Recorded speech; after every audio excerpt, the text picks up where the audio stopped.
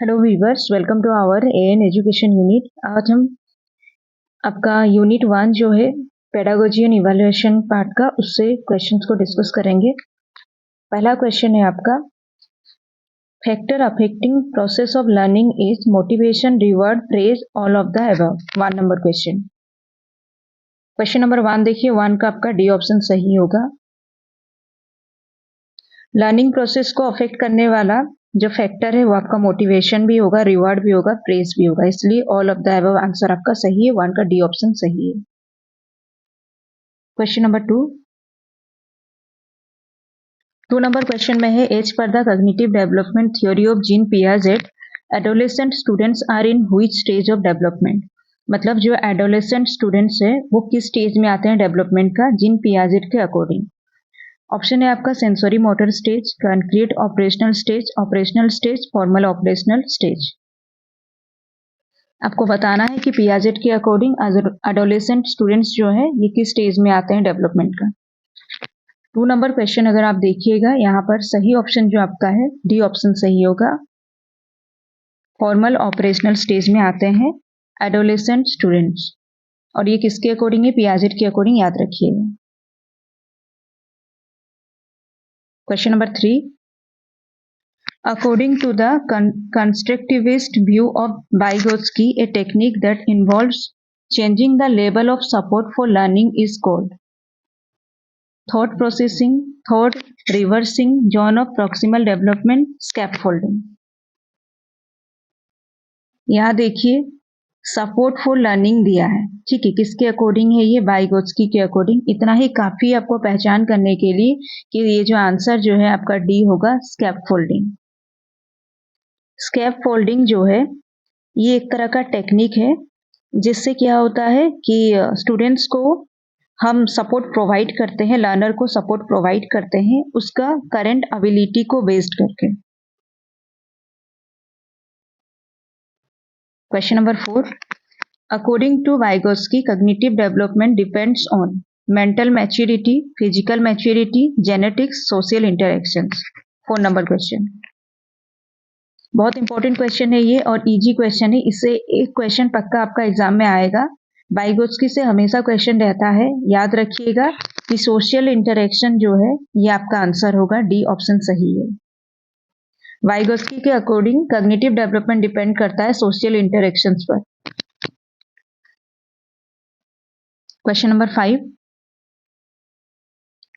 Type of counselling process proposed by Carl Rogers, directive counselling, non directive counselling.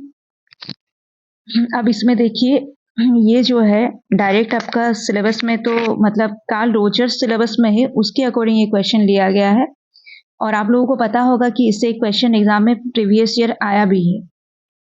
Option आपका जो है directive counselling, non directive counselling, eclectic counselling और dominant counselling है। 5 number question अगर आप देखिएगा, इसका सही ऑप्शन जो है बी है, नॉन डायरेक्टिव काउंसलिंग। ये नॉन डायरेक्टिव काउंसलिंग जो है इसको क्लाइंट या पर्सन सेंटर काउंसलिंग भी बोला जाता है। Question number 6, choose the correct sequence of stages of cognitive development given by Piaget. Piaget का जो कॉग्निटिव डेवलपमेंट था उसका जो स्टेजेस है उसको आप सीक्वेंस में बताइए कि कौन सा सही है। Pre operational stage, sensory motor stage, formal operational stage, concrete operational stage, ये 4 ही था। तो इसमें से आपको बताना है एक ऑर्डर सीक्वेंस जो सही है, इसका आप बताइएगा। देखिए इसमें जो है पहले आपका 2 आएगा, फिर 1, फिर 4, फिर 3। सबसे पहले तो आपका ये है सेंसरी मोटर, उसके बाद में आपका आएगा प्री ऑपरेशनल, ये सेकंड में आएगा। उसके बाद आपका आएगा कंक्रीट ऑपरेशनल, ये थर्ड में है। उसके बाद फॉर्मल ऑपरेशनल स्टेज, ठीक है। पहला है आपका सेंसरी मोटर स्टेज, सेकंड में प्री ऑपरेशनल स्टेज है, थर्ड में आपका कंक्रीट ऑपरेशनल स्टेज है, फोर्थ में आपका फॉर्मल ऑपरेशनल स्टेज है। एडोलेसेंट इसी में आते हैं, फॉर्मल ऑपरेशनल स्टेज में। यहां पर अगर आप देखिएगा आपका बी ऑप्शन सही है। क्वेश्चन नंबर 7,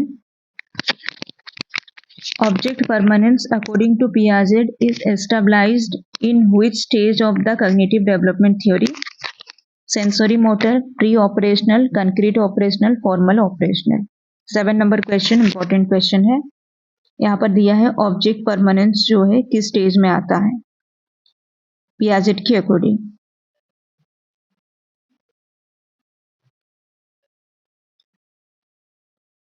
आप लोगों का जो लैंग्वेज सिलेक्शन था ओडिया और इंग्लिश वो आपका मतलब प्रीलिम्स के लिए था, ठीक है, वो अभी के लिए नहीं है क्योंकि आपका पेडागोजी जो है ये बाइलिंगुअल रहेगा या फिर हिंदी में आ सकता है, लेकिन आपका बाइलिंगुअल ही रहता है, ठीक है, बाइलिंगुअल रहेगा ऑफलाइन हो या ऑनलाइन एग्जाम, क्योंकि ऑफलाइन एग्जाम में भी बाइलिंगुअल था, इसमें ओडिया में नहीं आता है। तो आप लोग जो लैंग्वेज सिलेक्ट किए थे वो प्रीलिम्स के लिए था, आपका मेन एग्जाम में उससे कोई कनेक्शन नहीं है।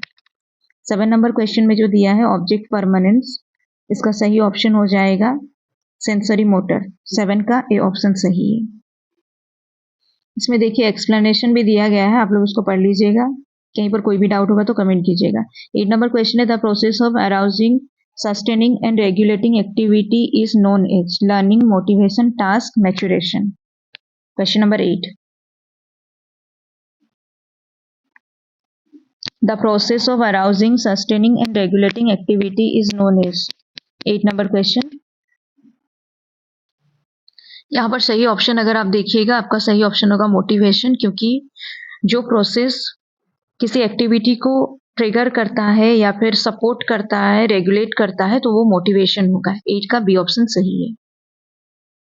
आप में से कोई अगर हिंदी और पेडागोजी के लिए क्लास ज्वाइन करना चाहते हैं तो आप लोग कांटेक्ट कर सकते हैं। ग्रुप का एक लिंक मिलेगा, वहां पर अगर आप लोग ज्वाइन होते हैं इसका पीडीएफ आपको मिल जाएगा और वहां पर आपको डिटेल्स भी मिलेगा कॉन्टैक्ट का। Question number 9, maturation is a developmental process, experiential process, socialization process, adjustment process. 9 नंबर क्वेश्चन भी इंपॉर्टेंट है, मैच्योरेशन आपका यूनिट 1 में ही है, आपको बताना है।